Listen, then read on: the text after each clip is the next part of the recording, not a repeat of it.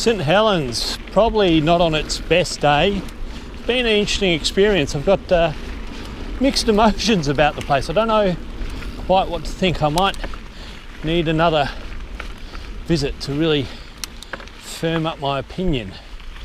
Things to like, well, I think this kids area, even though it's quite complex with lots of intersections, is a good little green play area.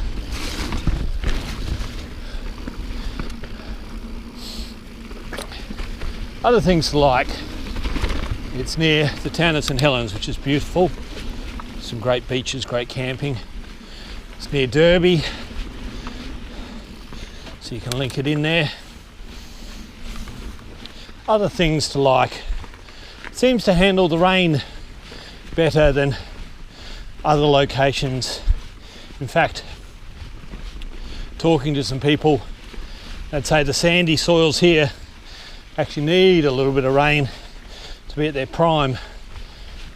But we got the commercial operator to take us up to the shuttle point, and they've constructed a brand new trail network without a single way for tourists, travellers such as myself, to get down without some steep pitches of climbing, which seems a bit odd.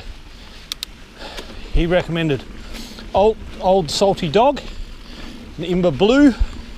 In Imber Blue, they had a blind step down jump that could easily cripple someone. Wasn't signposted. He warned us about it, but you know, we're hitting lots of structures beforehand, and stuff like that just takes the shine off. You're less likely to hit stuff, which is a shame because you just don't trust the trail builders.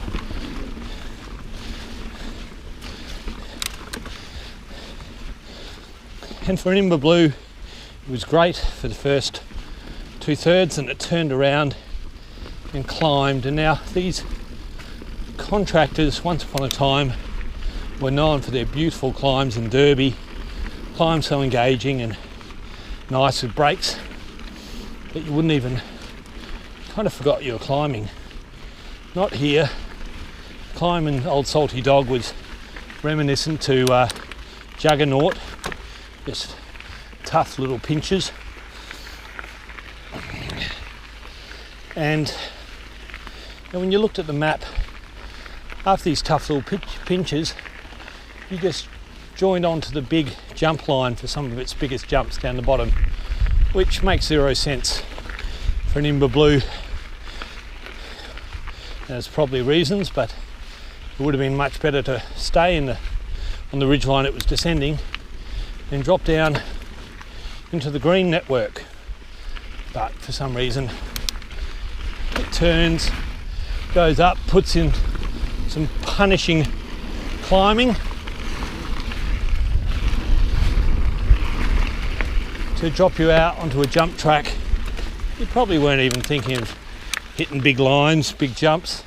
Seems to be a bit of a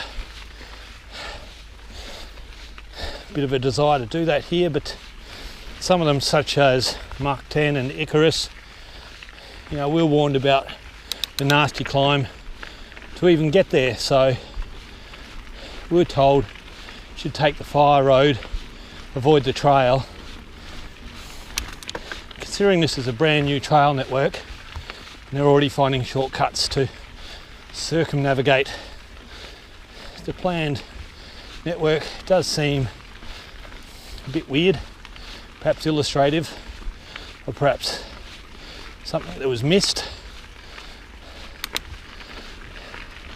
So my third shuttle down, I actually went on See You Later, which was underrated by the commercial operator, but I actually found it to be a pretty good flowing trail traversing, just being able to enjoy the bush. Nice quality experience, and kind of something I thought there would be more of here. There is a 27 kilometre loop, and that's not even including any of the other tracks that you've got to do, so it's probably more like 30, called dreaming pools. There is meant to be a bail out at 20, but it's fairly committing loop. Can't do it by halves. So yeah, it's a funny one.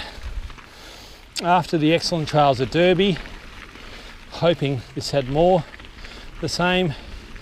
Probably doesn't have the intense rock features that for a punter like me who's just visiting can come up, roll at a low speed. This has high speed sendies.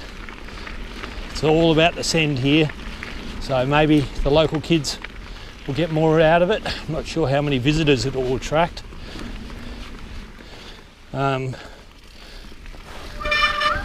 But a lot of the trails you're going to benefit from really getting to know the lines.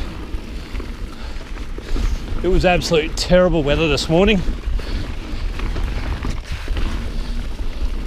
hence I'm not wearing the GoPro, but rather a lap through some of this green, which is an all-weather seal base, rolls quite well, and I can see kids having fun here. So I'd say this network's good for the locals, good for kids, good for the sendies, but there seems to be a bit of a hole for other riders there.